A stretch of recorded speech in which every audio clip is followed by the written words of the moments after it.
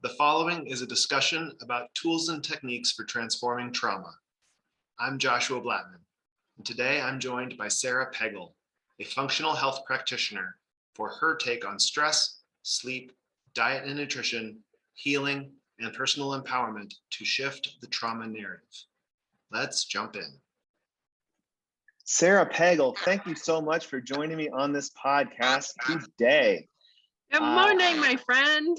Yeah, I first got connected with you through networking and through my dad's networking group, and we started talking about gluten and health and emotional wellness, and conversation just flowed really easily and naturally. And we just kind of had a little playful conversation at the beginning, and I was mentioning that what I really want to hopefully exemplify in this channel is the themes of playing, sharing, and imparting. And so I hope you started to tell me a little bit about the importance of play when we're dealing with all this trauma work. So hopefully you can tell me some more about that. Yeah. How you're doing today? Man. Welcome to the show. Thanks. Yeah, I'm excited to be back and connecting with you and chatting.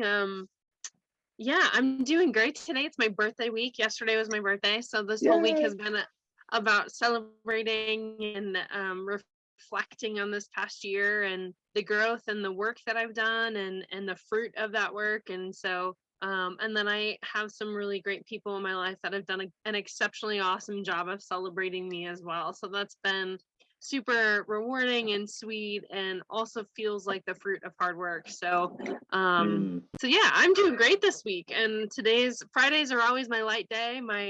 I do the things that I want to do on Friday, and yeah, so I'm gonna go work out after this, and then going to birthday dinner tonight. So I'm doing great. Life is good right now. It's so nice to be a part of somebody's great week, isn't it?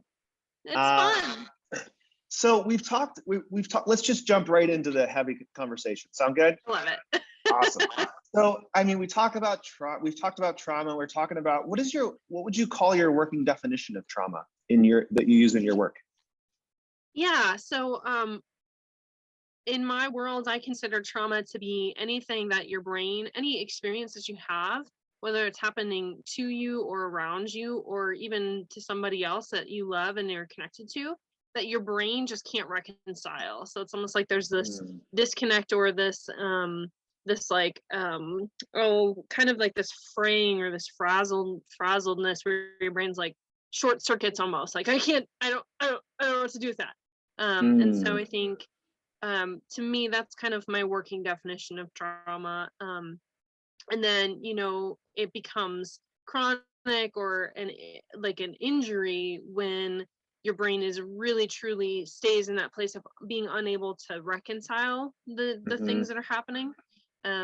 And that's when intervention, I think, needs to happen. Okay, so trauma is anytime our brain is overwhelmed and can't reconcile emotional energy. Yeah, that's a great way of putting it. Yep. Pretty safe and easy, straightforward definition. What do you do in your work to help people get through those really stuck places? Yeah, so I have kind of a funky career background. I'm currently, and will continue to be, hopefully for a very long time, a functional health practitioner. So practically what that means, there's a lot of words can be buckets, and so there's a lot of language, there's a lot of understanding or meaning attached to different words, is what I mean by that. And so when I talk about functional health, I'm talking about the way our vital functions all work together. So we're a whole person, right? And so how our mind and body are connected, and when there's disruption or dysfunction in one space, it impacts the rest of the body. And so for me in my work, I work with clients one-on-one and in a group setting, and I do a lot of education around our vital functions. So when I say vital functions, I mean our hormones, our immune system, our digestion, our detoxification pathways, the way we produce our energy, our neurological function, which is a huge component of trauma and the trauma conversation. And so what I do is I run functional labs, and then I correlate that data with your experience, and then I create an individualized program for you based on what's happening for you, with you in your space. So that's what I do in the here and now today. Wow, that sounds like it's really helpful for each individual and cater to each individual rather than a kind of like a cookie cutter approach, like everybody who's depressed takes this medication, which, ooh, yeah. Yeah. And we definitely live in a culture, in a medical school of thought currently, and it's been this way for a couple of decades now, but where it's you get a diagnosis and you get a pharmaceutical, and then you're sent on your way. And so I really, one of the things that I come across a lot is this like tension between like functional health and the medical world. And really there's a lot of room for collaboration. And so like our doctors are not our doctors are trained to be experts in their area, right? And so I really consider like our doctors to be like our firefighters. So I'm a first responder, and so I love my first responder family.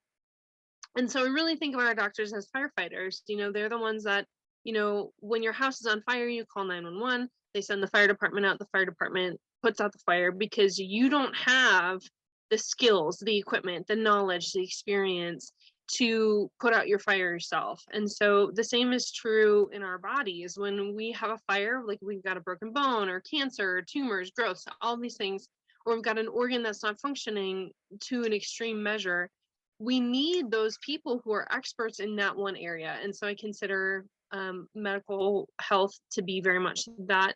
Like the firefighters, they're really experts at putting out the fire in our body, but they really were not trained to prevent your fire. And the firefighters sure as heck aren't going to stick around and help you clean up after your fire and the water damage has occurred. So, and sometimes the water damage is worse than the actual fire damage. And so, that's really where I view the functional health world, to really be able to fill in the gaps and to support before a fire happens, to prevent it, and then come in and help repair after you've had some kind of trauma that's occurred in your body. So that's that's how I describe what I do and how I do it. I really like that metaphor, because in addition to it being about the the trauma response, it's like, because having a fire in your house has got to be incredibly traumatic for anybody who's in that house, or anybody comes home to their house and see that, oh my God, that's terribly. But the firefighter, it's really hard to imagine that a firefighter in his whole outfit, with his truck, with all of his equipment, is going to be there to help you sweep up the rubble and help put back your house. And they're really not there for that. And there's a whole other subset of professional who is skilled and practiced and really just like not equipped to put out a fire, but is targeted at the repair and the rehab after the fire has been, after the acute trauma phase has ended. Yes, absolutely. Wow. And so those contractors, if you will, who are repairing your house, running with this metaphor, they have so many. We just got done with a big project in our house. We bought an old house and needed a lot of fixing up, and I was amazed. I mean, with how much how many choices there were, how many little things you had to decide, from like this kind of molding or those kinds of knobs or those kinds of, there's 4,000 different kinds of countertops, for example. And the firefighter, to stay with the analogy, is not there to help me do any of those choices. And if I don't have anybody there to help me with those choices, and if I don't have anybody, or I don't have the presence of mind to be able to navigate those choices myself, even in the state of health that I'm in, which is pretty fantastic, and I'm very grateful for that and all of these things, it was a lot of cognitive load for me and my family to make those choices, let alone, I can't imagine having to make those choices myself. without any Mhm. help. Like, you know what I mean? Like in that macro Yeah. perspective of what you go through, having to do that myself and having to having to ask the firefighters to do that for me. Like that's not even, it doesn't even work. Right. So yeah, so tell me more about that. Tell me more about how, with the metaphor that we're talking about, that you might help somebody orchestrate the orchestrate a beautiful remodel. You know. Yeah. So, and I think trauma does this too. Trauma really has a way of bringing to the surface the things that are dysfunctional, Mm-hmm. and so the way I work in my practice is I'm not a doctor. I don't diagnose. I'm not going to treat a specific diagnosis. I just absolutely fundamentally believe that when we support our vital functions and we bring down the stressors, we reduce the chaos that's occurring. Our body Mm-hmm. really has what it takes to heal. Our body is designed to thrive, and not just survive, but to thrive. It wants to thrive. And so Mm-hmm. when we start doing the right things for our individual needs, our body really, we can kind of turn the tide on the damage or the trauma, and create a momentum of healing. And Mm. and so I have a lot of clients that come to me, and they are in a state of very real dysfunction. Mm-hmm. And sometimes that's both internal and external dysfunction. So whether that's those external stressors, those internal, whether that's a bad bug in the gut or hormone dysregulation, or job stress, cultural stress, all of those things play a role in that dysfunction. And so when we reduce that noise, when we reduce that chaos, and then support the body based on what the body is asking for, which is a big part of why I use the labs, and why I continue to grow my understanding and my knowledge of how our vital functions work together, and how our vital functions work, right? So I have a background in criminal justice. I have no background in health. And so other than my own journey and my own experience, and and what I've learned along the way, and how I've had to be a self-learner, a self-teacher, um, along the way. And so to come back to how I do it, it really is about reducing that stress and increasing the supports, um, to those vital functions, and letting the body do what it's designed to do. Mm-hmm. Do you have any favorite tools for reducing stress? Yeah, for sure. I consider myself a health detective, so I do really love looking at those internal stressors. Um, and so I have strategic supplementation that I utilize for my clients and for myself, honestly. I'm actually I've got some really cool things happening in my business, in my space right now. I've really turned my direction towards first responders and taking care of my first responders, and I'm Mm. collaborating with a couple nonprofits to support, and put together a really solid like supplement bundle, like an emergency supplement pack, for first responders. And because there's so much stress and chaos that first responders have to go through, and they go through it Mm-hmm. all day, every day. Mm-hmm. And so, supporting their internal functions, is one of the ways that I can support my frontline warrior family, by reducing some of the impact of those stressors on their body, by supporting their body. Because it's the job, right? It's not going to go away. It's not going to change. It is what it is. And how can we support them? How can I support them? And so I do have certain supplementation that I love to use. But I also fully believe in eating right and movement for healing, and sleeping. If you're not sleeping, you're not healing. There is no way around it. You have to sleep. And so even for myself, I go through waves of sleeping well and not sleeping well. And having to adjust my nutrition and my alcohol consumption and my movement in order to improve my sleep. So there's a million different ways to reduce your stress, and I think that it really is individualized and finding out what works best for you and what actually reduces your stress. So one of my other favorite tools is called neurofeedback. It is literally one of my absolute favorite tools in my tool belt. And it's like meditation without the work of meditation. And so it's just so soothing and calming, and helps to really reduce that stress and increase capacity to handle stress too. So yeah, but I mean, as simple as going for a walk, that's a great, getting outside, getting in nature, getting grounded, getting out in the sun, and light therapy is a huge, real thing, getting into the different types of light and exposing your Spectrum brain. of light. Yeah, Oh my and God. it's very, very impactful in your circadian rhythm and regulating your stress response and your sleep. And so, and stress and healing, that's always the balance: stress and healing, stress and healing. Stress and healing, like healing is a release of stress.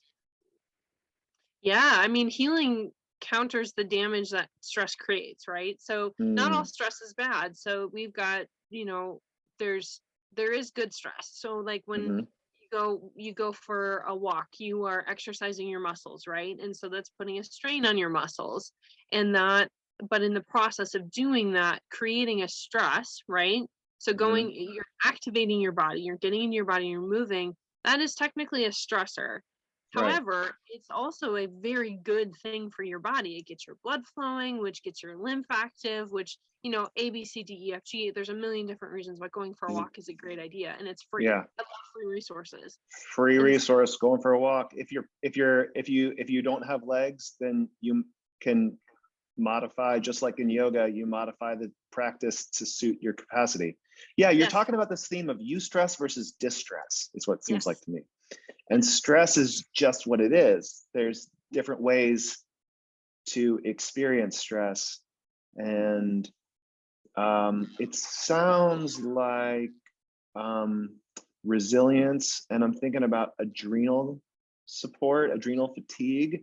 How much do you work with things like adrenal fatigue, and how much would you say that adrenal fatigue? Can you help me wrap my brain around the personal, individual, and the collective problem that challenges that are brought about by stress and our ability to adapt to stress and adrenals and all that stuff? Can you help me with that? Yeah. So I mean, there's Big a answer. lot to unpack in that question. But let's start with what our adrenals are, first of all. So, our adrenals are a part of our endocrine system. And I consider our endocrine system to be like the canary in the coal mine. So there's a lot of people out there that have testosterone issues, estrogen issues, progesterone, melatonin, and cortisol issues, right? So those are our primary, and thyroid. Thyroid is like the major yellow canary in the coal mine to me. So if your thyroid's off, it means that it's like there's something else in your body that's creating a stress, and causing everything to kind of go out of whack. Because our endocrine system is extremely sensitive, extremely reactive.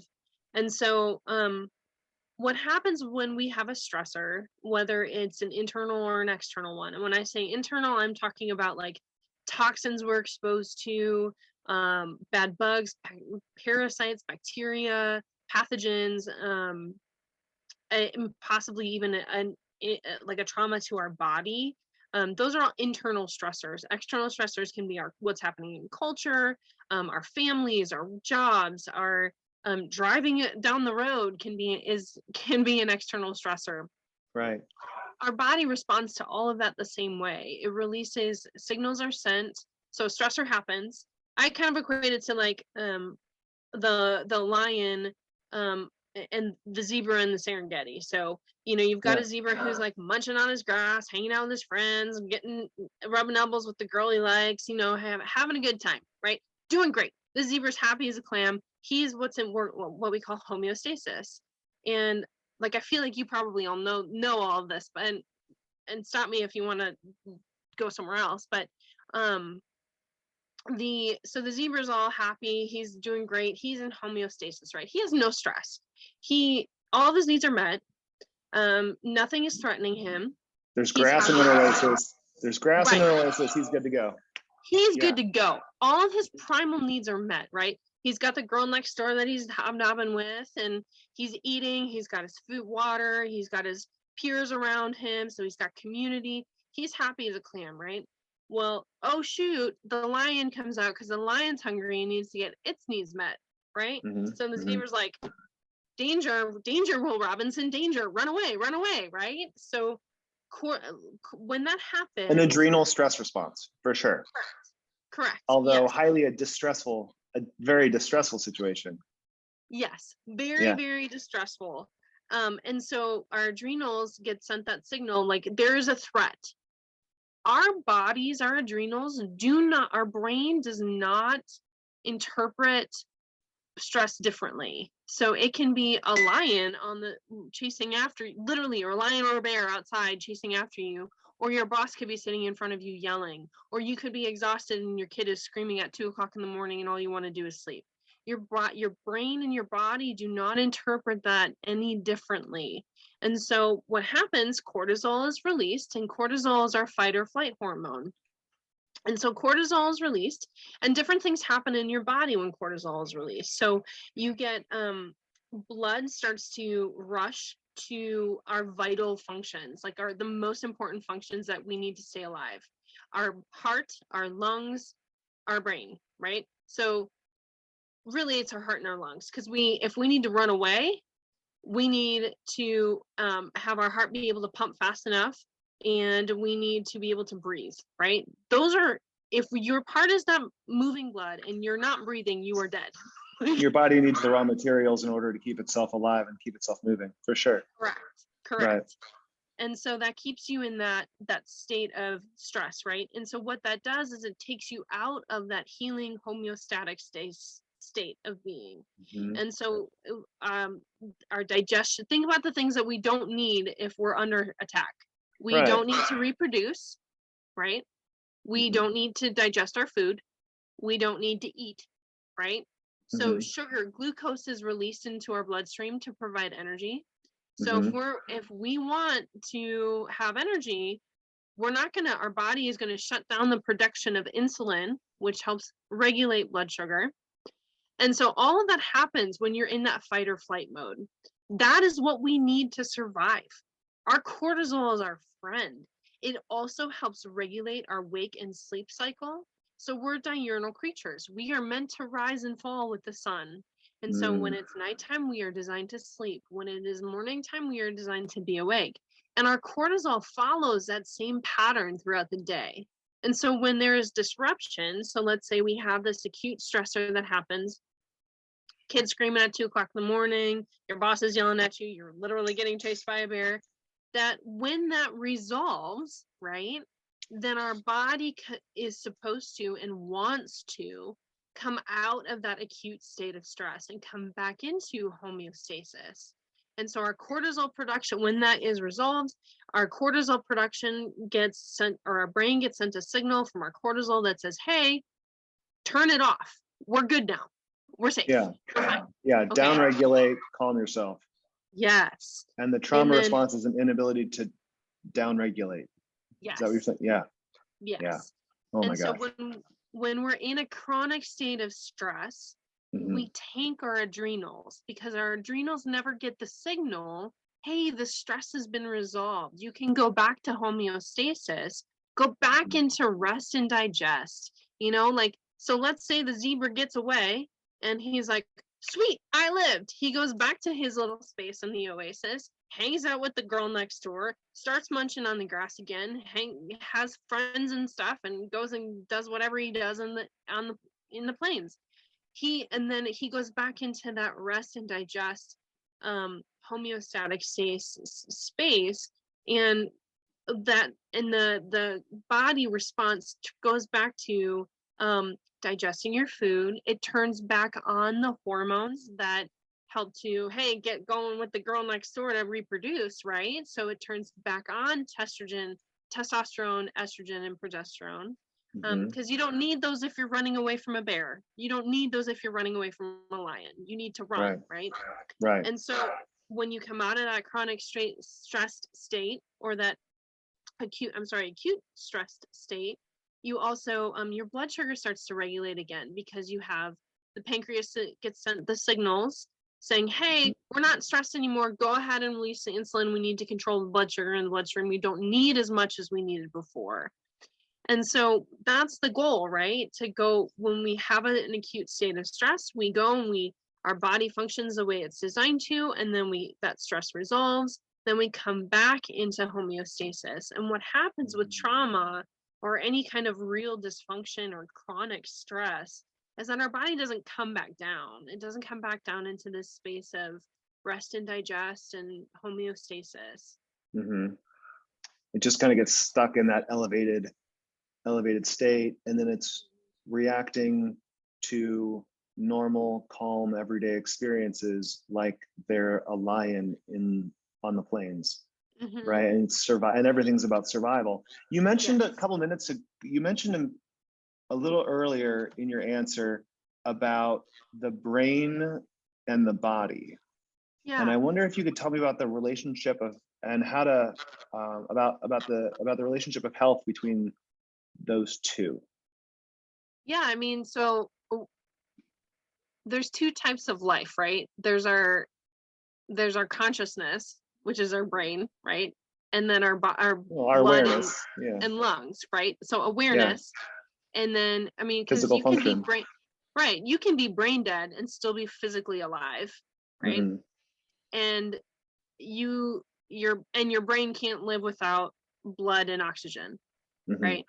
So there's interconnection there, obviously, but trying to figure out how best to go ahead. Yeah, you were telling, so you're telling me about the relationship between the brain and the body, and about a lot of the body's health is maintained in the gut, right? And so ultimately we're talking about the relationship between mental health and gut health. Sorry, I lost you there. Yeah. Ultimately, my internet connection is unstable, which is super fun. Sorry about that. Ultimately, it sounds like we're talking about the relationship between mental health and gut health. I mean, there's definitely a connection between mental health and gut health. So our gut and our brain are best friends, and so they're kind of like two little middle school girls that are passing notes back and forth all day, every day. Or in today's world, back when we were in middle school, it was passing written notes. Today it's texting back and forth all day, every day, or snapping every day, all day. Whatever the app is, I know, whatever today's app is. I have a bonus kid who's 12, and I'm like, what are you on? Crazy. Anyway, so but yeah, so our gut and our brain are like two little schoolgirls that are texting back and forth all day, every day.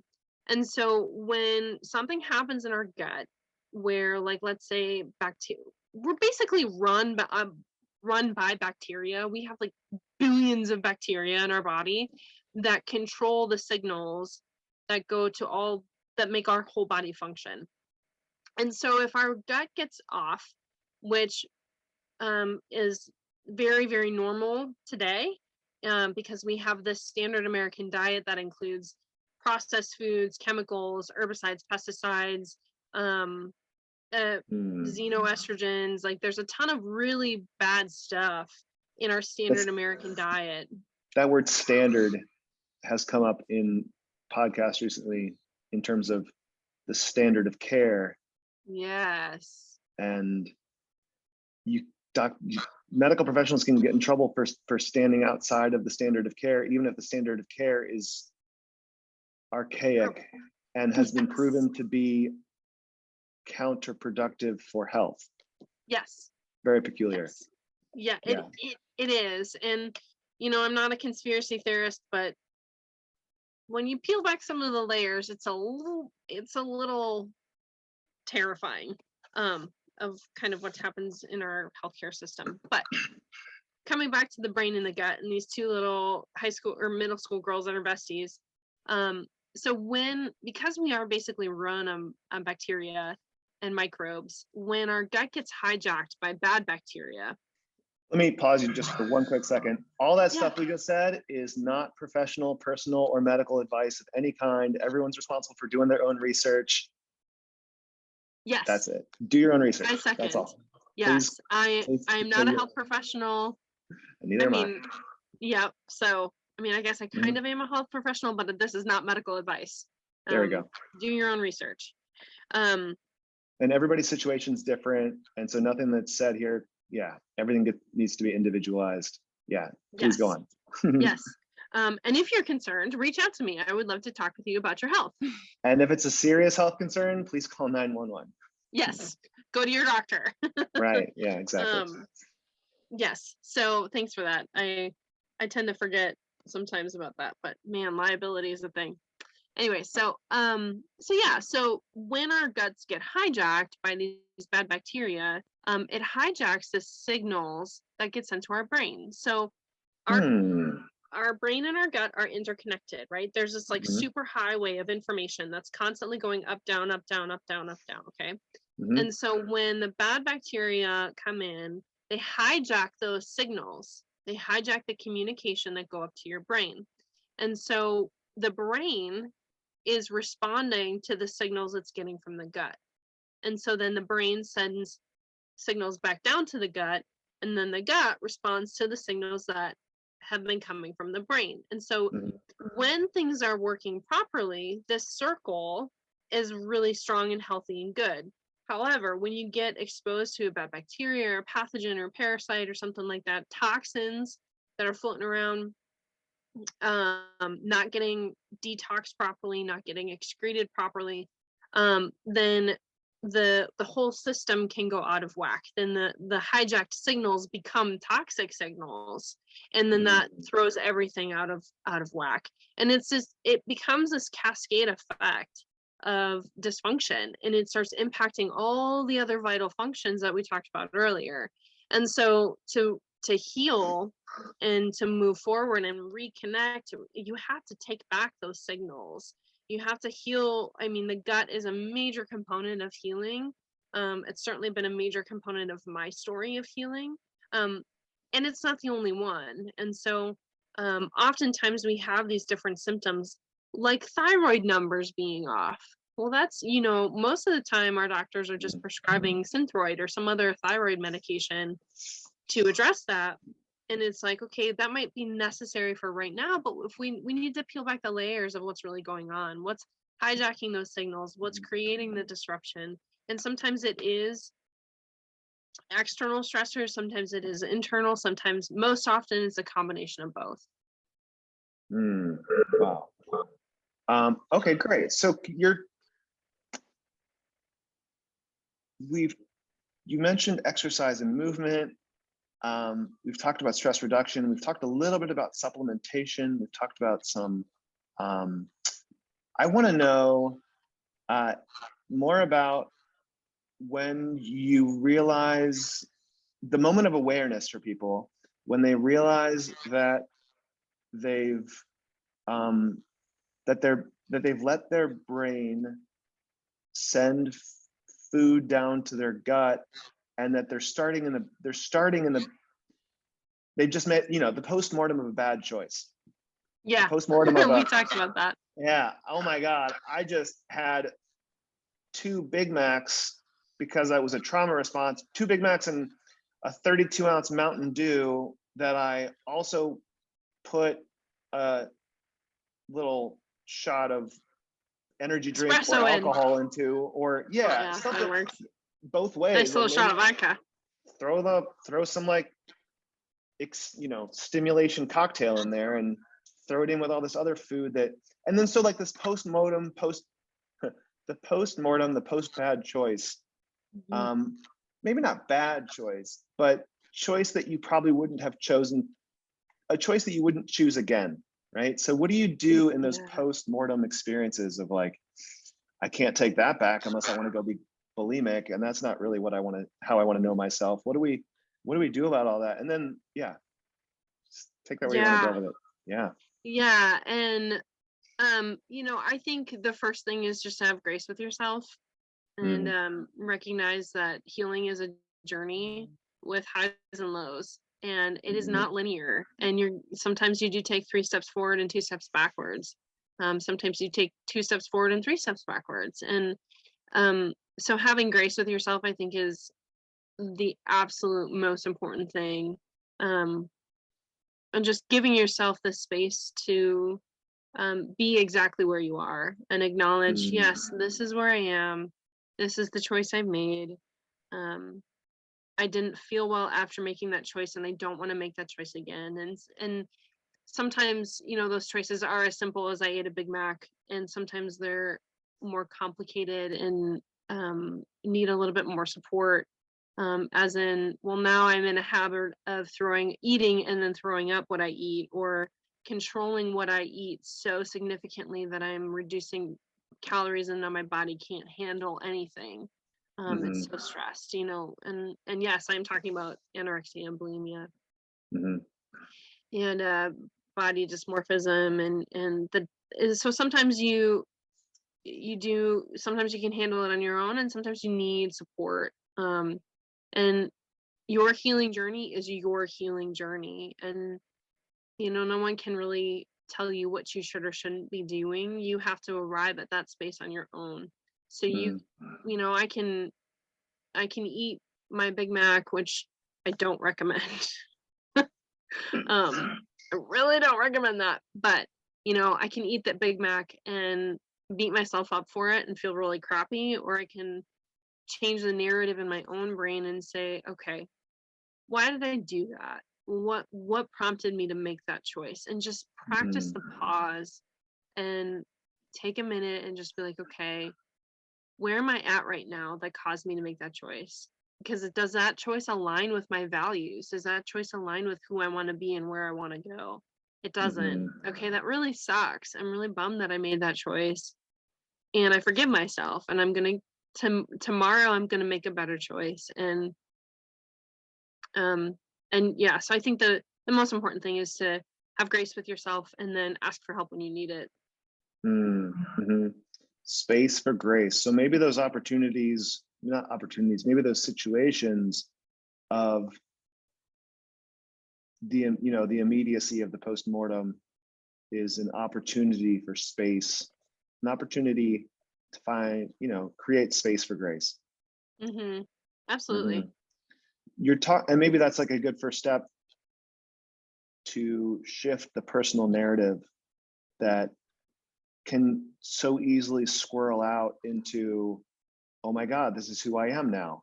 And this is what I do. Oh God, I didn't think that's what I was going to be doing when I was 10 years ago, when I was plotting out what my life was going to look like and thinking through what the future was going to be. I didn't think that I'd be doing this. Like, slow down and breathe. Yes. Because everything starts with the breath, right? Like yoga has been Yes. telling us that for thousands of years. Yes. All these ancient traditions of every religion, they're all talking about how everything starts with the breath and ends with the breath. Like, yeah, that's what life, yeah. And so answering that question of what if you've been glutened, it's the space for grace. And what I might extrapolate even is in that space for grace is the whole experience of the physiological change, the physiological response to, oh my gosh, I got glutened. This is going to take me 36 hours to get over because I've done this enough times to know, or 48 hours to get over. Some people it's 72 hours to get over it. And it probably takes like from what I've heard, it can take a couple weeks for gluten to leave your system completely. Yes. At least a couple weeks, yeah. So shifting from awareness to action, shifting personal narratives, embracing empowerment. Tell me about all that and how your tools may help us, like stress reduction and supplementation and nutrition. All these things might help us shift those narratives and increase our awareness, and then maybe even like help us take more appropriate action? Yeah, so I think I have learned kind of the hard way how important boundaries are, and I think a lot of us do, because it's just not something that our culture does not teach boundaries. And if you're lucky enough to grow up in a family that understands, that is emotionally healthy enough to understand the importance of boundaries, but that's just so few and far between. And I think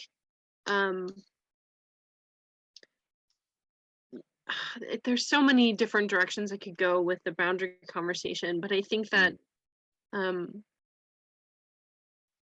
you do have to you have to we're a whole person, right? And so having our heart, our head, and our body connect, and to give equal kind of love and equal kind of space for your head, your heart, and your body, I think is really important. And so being able to, I know for me personally, one of the cycles that I can get into is getting stuck in the head heart loop.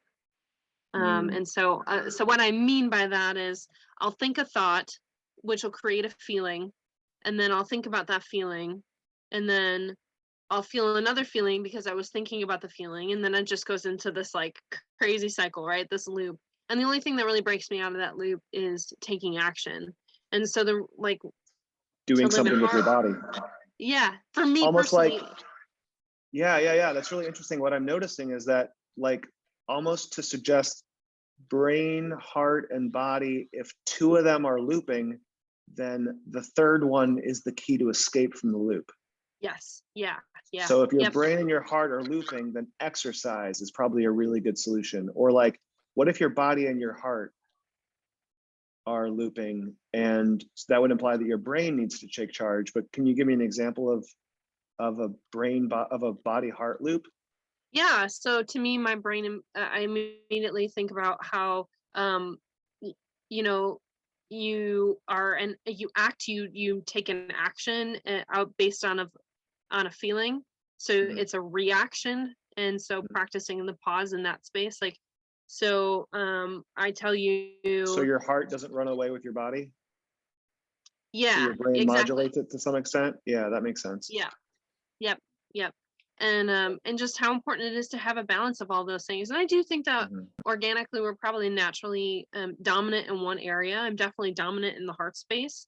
I have big feelings that are deep and wide, and I feel deeply and I sense deeply. And then I'm also a very critical thinker, and so I think deeply as well. And so for me, taking action is super important. And in my health, it's harder for me to get to the gym. It's harder for me to get into my body and be physically moving. And I feel the best when I do that.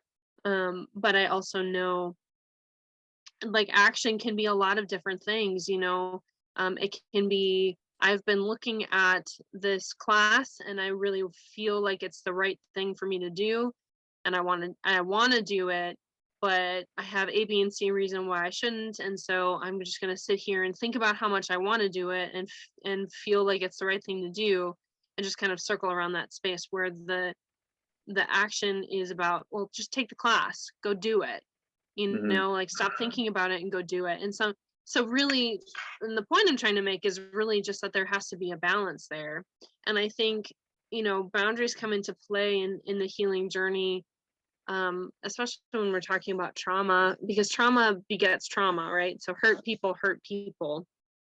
And so to stop that, you do have to have boundaries, right? To heal, to go through your own healing journey, you do have to, like, break free from and stop being hurt consistently. Because if you have an open wound, like, you got to cover it before it can start to really heal itself. Yeah. Right. Wow. There's so many layers of implication for me at least, with the recognition of brain, body, heart, and that if two of them are in a cycle, the key to escape is the third one. And I'm like thinking about brain and body. You know, we mentioned eating disorders earlier, and in my own experience with those, it's usually my brain in a fight with my body. And the key to all those experiences, as you're talking about this and I'm reflecting back, I'm thinking, wow, it's being in my heart is where I needed to be in order to help myself out of the stuckness that was those experiences. Yeah, for sure. Yeah. It's living in balance and constantly seeking that balance and recognizing that life is full of things that pull you out of that balance and life. There are things in life that are designed to yank you from your grounded space, and that's where the boundaries come in, right? So to stay grounded, you do have to have a measure of like, okay, so this stuff is going to be out here and I'm protected back here, and so that I can function, I can stay grounded, I can do my healing work. And that can look like a lot of different things. I mean, that can look like boundaries with your job, that can look like boundaries with your partner, your kids, your friends, your family. Relational boundaries are really big for me in my world. I didn't have them for a long time, and I became traumatized because of that. I had a lot of trauma due to relationships, and so having boundaries can look like a lot of different things. And you know, in my counseling journey, one of the things that I've learned is, you know, the tolerables in our relationships, and the things in life that become intolerable, and that's usually where you find your boundaries, because you don't always know what they are, right? Like until someone crosses them. That's so real. Yeah. It is. Yeah. You don't know until someone has like stepped over your boundaries, and then you're like, nope. Like this is like you have violated, and it feels like a violation when your boundaries have been crossed. And so loving yourself, acknowledging the work that you've done, and we're acknowledging where you are, I think is another part of the process, and saying, I love myself enough to say, no, this is not okay. And I'm now going to take action to either remove myself or remove this person from my space, remove myself from this job, remove myself from this toxic thing that is continuing to pour, you know, junk into the open wound. Right. That's woof. And I'm thinking about brain, body, action, brain, body, heart. And I'm thinking about how if two of those three systems are overwhelmed and they're in conflict, then you're probably outside of your own boundaries. Yes. Yeah. That's a good rule of thumb. Yeah. And then you probably need the third one to help you remove yourself from that, from the situation that's tying the other two up in knots. Mm-hmm. Yeah. Yeah. And sometimes, you know, I think this is where working with a practitioner, working with a counselor can be really important, because you don't have the energy, you don't have the like you might recognize that something needs to change, you might even recognize what that something is, but then having the energy to actually take the action step to do it. And when you're in a trauma survival state, most of the time you don't have the energy, you don't have the umph inside to make the changes that need to be made. And so getting on board with a practitioner, getting on board with a good counselor, someone who can support you and encourage you and affirm you and just validate where you are, validate your experience. You know, all emotion is valid, which is a really powerful concept. You know, your feelings are valid. And just because your feelings are valid doesn't mean you need to do anything with them. You know, feelings come and go, and they're kind of like the waves in the ocean. They come in, they go out, they get big, they get small, like, and so feelings are, just because you have them doesn't mean you need to do something with it. And they're all valid. The way you feel is the way you feel. There's nothing wrong with the way you feel. It is what it is. And so yeah, I think when you're exhausted and you're in a traumatized state, that's when you need to get help. You need to reach out, and sometimes getting help is simply reaching out to a friend, or messaging me on Facebook and saying, hey, I'm really at a place where I need to make some changes, but I don't know what those changes are, and I feel like crap, and I want to feel better, and I know I can feel better because I know I have felt better. Mm-hmm. Reaching out to a counselor or a friend who's been in counseling. There's tons and tons of resources out there. It's just sometimes it's a small action. It's a small step. It can be really overwhelming. I know it was for me, and so I can only imagine other people on the front side of the journey that was the healing adventure that I've gone through over the last 20 years since my accident. And yeah. It can be so dark and isolated and isolating because the feedback loops entrench us in our isolations. And when we're eating crappy food and we're not giving our bodies the nutrition it needs, and we don't have the stress response in order to deal adequately and appropriately with eustress before it becomes distress. Yes. And we're not able to respond. I mean, it's such a hole that gets really, really hard to dig yourself out of. And it seems like the point of control and the point of power is in, I mean, you hear about this all the time, but it really just comes down to nutrition, sleeping. And I think for me, a huge takeaway from this conversation has been that if 2 of your 3 main systems, brain, body, and heart, if 2 of them are in distress, then it's the 3rd one that's going to bring you out of that loop. Yeah. I mean, I would agree with that. That's definitely been my experience, and there's, I mean, everything is meant to be in balance, and so when there's an imbalance, it's about practicing the pause and creating that space. And just saying, okay, let me just stop for a second and let me do some inventory here of what's happening in my head, what's happening in my heart, what's happening in my body. And the space to be reflective is really critical, I would say. Yes. Yeah. Yes.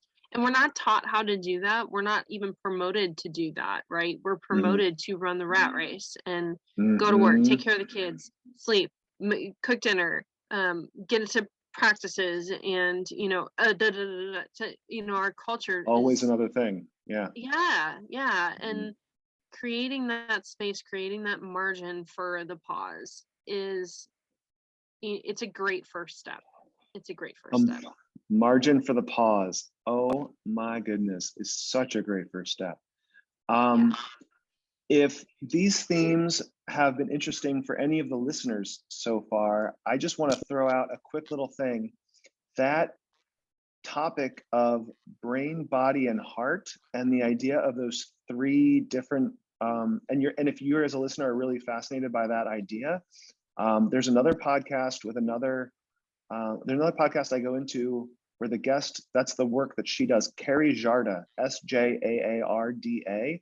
I don't remember offhand which episode number that is, but she has taught me a lot about those ways to disentangle, because I think when we're talking about the brain and the body are fighting with each other and the heart's the way out, the brain and the body, there's a serious level. I mean, I don't mean to over dramatize it, but there's a level of entanglement between the processes, and a really useful way to disentangle that, a really beautiful technique for disentangling that, deals with note cards. And we go into it a little bit more in the podcast with Carrie Jarda, that I invite you to look at after you finish this episode with me and Sara.